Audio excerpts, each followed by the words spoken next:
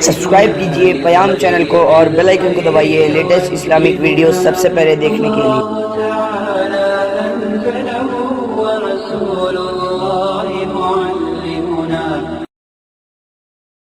الحمدللہ رب العالمین والصلاة والسلام علی حبیبہ سید الانبیاء والمرسلین وعلی آلہ وصحبہ اجمعین، اما بعد۔ ناظرین محترم، اس وقت پوری دنیا میں سناٹا ہے، بازار سنسان ہیں۔ جہاں ہمیشہ لوگوں کی بھیڑ ہوا کرتی تھی، آج وہاں ہو کا عالم ہے۔ ان حالات کو دیکھتے ہوئے یہ بات سمجھ میں آتی ہے کہ اللہ تعالیٰ کی جب پکڑ آتی ہے تو انسان کی تمام تدبیریں ناکام ہو جاتی ہیں۔ حضرت ابو موسیٰ اشعری رضی اللہ تعالیٰ عنہ کی ایک روایت ہے کہ رسول اللہ صلی اللہ علیہ وسلم نے ارشاد فرمایا کہ اللہ ظالموں کو ڈھیل دیتا رہتا ہے، لیکن جب ان کا ظلم حد سے بڑھ جاتا ہے تو اللہ اپنے عذاب کو ان پر مسلط کر دیتا ہے اور انہیں چھوڑتا نہیں ہے۔ ماضی کے قوموں کی تاریخ پڑھ لیجئے، ان اقوام کی تاریخ میں آپ کو یہ بات نمایاں ملے گی کہ ان پر جو اللہ کا عذاب آیا وہ صرف کفر کی وجہ سے، انکار کی وجہ سے نہیں آیا، بلکہ ان کے ظلم کی وجہ سے اللہ تعالیٰ نے ان پر عذاب کو مسلط کیا۔ ایک حدیث قدسی میں اللہ نے ارشاد فرمایا ہے، میں نے اپنے اوپر ظلم کو حرام قرار دے رکھا ہے، اس لیے تم لوگ بھی آپس میں ظلم مت کرو۔ آپ اس دنیا سے واقف ہیں، ظلم کی کون سی ایسی شکل تھی جو ہمارے معاشرے میں رائج نہیں ہے۔ خون خرابے کی خبروں کو پڑھتے پڑھتے اور سنتے سنتے لوگ تھک چکے ہیں۔ دوسری طرف ظلم کی دیگر شکلیں بھی ہمارے معاشرے میں جڑ پکڑ چکی ہیں۔ لوگوں کا مال ناحق لے لینا، غصب کر لینا، یہ بھی ظلم ہے۔ قرض لے کر کے اسے ادا نہیں کرنا، یہ ظلم ہے۔ وارثین میں، وراثت میں وارثین کو حق صحیح سے نہ دینا، یہ ظلم ہے۔ یتیموں کا مال ناحق کھا لینا، یہ ظلم ہے۔ سودی نظام کو چلانا اور سودی نظام کے تحت سود لینا دینا، یہ ظلم ہے۔ رشوت لینا دینا، یہ ظلم ہے۔ اور نہ جانے ظلم کی کتنی ایسی شکلیں ہیں جو ہمارے معاشرے میں معاملات کا حصہ جن کو لوگوں نے بنا رکھا ہے۔ آج دیکھیے کیا ہوا، معیشت کی بلندی کے دعوے کرنے والے اور معیشت کو سدھارنے اور معیشت کو بنانے کی تدبیریں کرنے والے آج تھک چکے ہیں۔ آج دنیا کے پاس اللہ کے اس عذاب کورونا سے مقابلے کی کوئی طاقت نہیں، کوئی دوا نہیں، کوئی تدبیر نہیں، اور ہر طرف ایک ہی عالم ہے۔ حتیٰ کہ کیفیت یہ ہو چکی ہے کہ اللہ تعالیٰ نے اپنی عباد گھروں کے دروازوں کو بھی بند کروا دیا ہے۔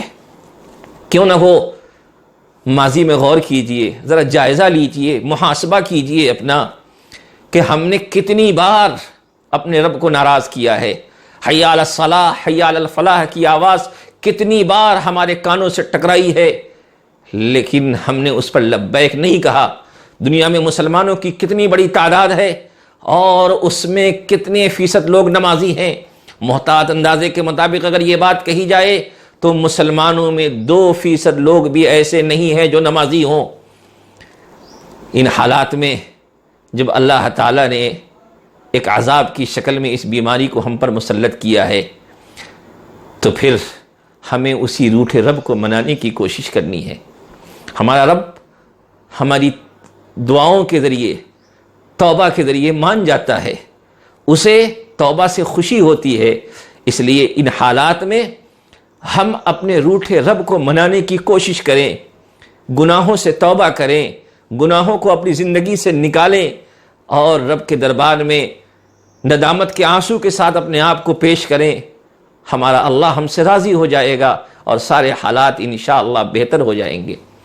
ان حالات میں اپنے گھروں کو نمازوں سے آباد کریں، جبکہ مسجدوں میں نمازوں پر روک ہے اور مسجدوں کو بند کرنے کے احکامات ہیں، تو ایسی صورت میں گھر میں با جماعت نماز ادا کرنے کا اہتمام کریں، کیونکہ علماء نے لکھا ہے کہ مجبوری اور عذر کے حالات میں گھر پر نماز پڑھنے کی نوبت آ جائے تو تنہا نماز پڑھنے کے مقابلے میں باجماعت نماز ادا کرنا افضل اور بہتر ہے اور زیادہ باعث ثواب ہے۔ اس لیے ان حالات میں جب کہ ہم گھر میں نماز پڑھنے پر مجبور ہیں تو پھر ہمیں اپنے گھروں میں باجماعت نماز ادا کرنے کا اہتمام کرنا چاہیے۔ باجماعت نماز ادا کرنے کے سلسلے میں چند مسائل کا خیال رکھیں کہ اذان دینے کی تو ضرورت نہیں ہے، محلے کی مسجد کی اذان ہی ہمارے لیے کافی ہے۔ البتہ جماعت سے پہلے جو اقامت کہی جاتی ہے اس اقامت کا اہتمام کیا جائے گا اور اقامت کے ساتھ نماز ادا کی جائے گی۔ اسی طریقے سے جماعت کرنے میں اس بات کا بھی خیال رکھیں کہ عورتیں امامت کریں یہ جائز نہیں ہے، امامت عورتیں نہیں کر سکتی ہیں۔ اسی طریقے سے صرف عورتوں ہی کی جماعت ہو یہ بھی مناسب نہیں ہے، کیونکہ صرف عورتوں کی جماعت مکروہ ہے۔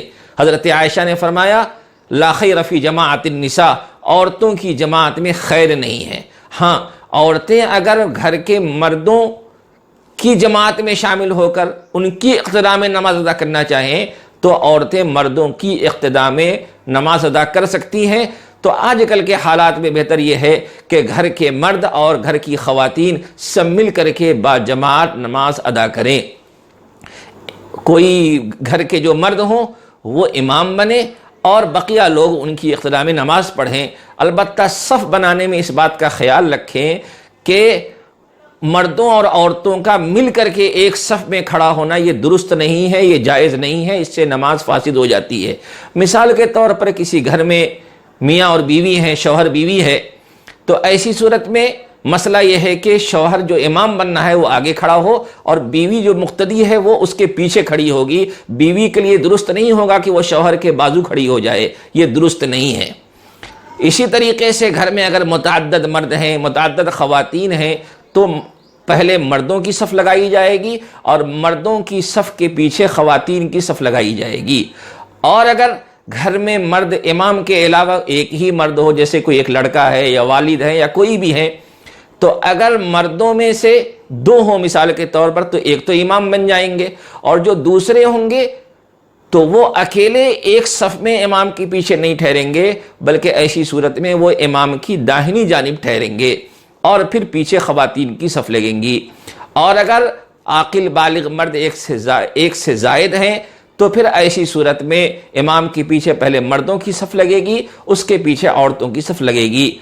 علماء نے لکھا ہے کہ اگر گھر میں مردوں کے علاوہ نابالغ بچے بھی متعدد ہیں تو پھر ایسی صورت میں جبکہ نابالغ بچے متعدد ہیں ان بچوں کو پیچھے مردوں کی صف کے پیچھے ان بچوں کی صف بنائی جائے اور اس کے پیچھے خواتین کی صف بنائی جائے۔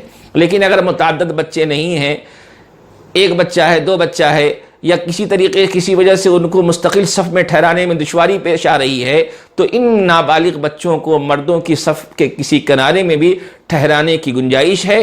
تو بہرحال اس بات کا خیال رکھیں کہ مردوں کی صف الگ ہو، خواتین کی صف الگ ہو۔ مردوں اور عورتوں کا ایک صف میں ایک ساتھ مل جل کے ٹھہرنا یہ درست نہیں ہے۔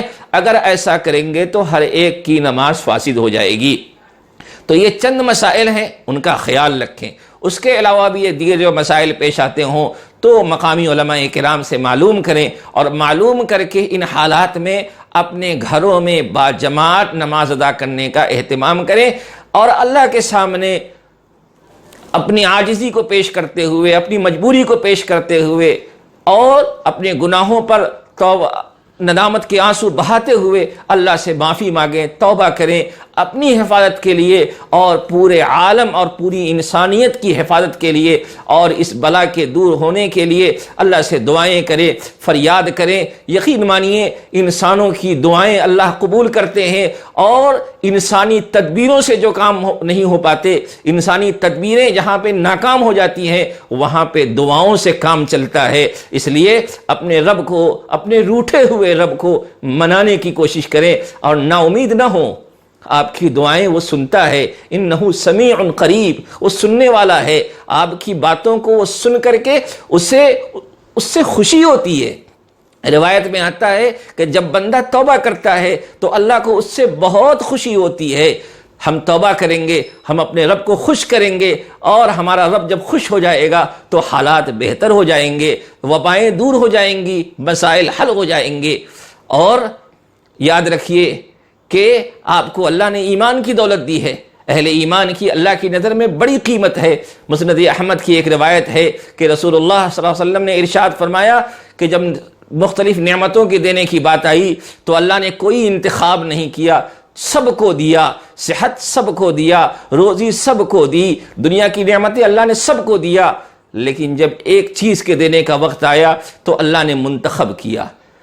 جن جن بندوں پر اللہ کی نگاہ انتخاب پڑی، جن جن لوگوں پر اللہ کی نگاہ محبت پڑی، ان کو چن کر کے اللہ نے وہ نعمت عطا کی، وہ نعمت ہے ایمان کی نعمت۔ تو گویا کہ ہم اہل ایمان اللہ کے چنے ہوئے محبت والے بندے ہیں، اس لیے ہمیں اس کی بھی قدر کرنی ہے، اور اللہ کے سامنے حاضر ہو کر کے اپنی معصیتوں سے، اپنے گناہوں سے توبہ کرنا ہے، اور اپنے روٹھے رب کو منانا ہے۔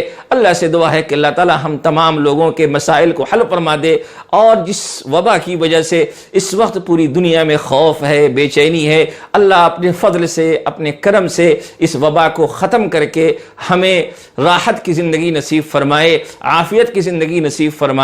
وآخر دعوانا ان الحمد للہ رب العالمین۔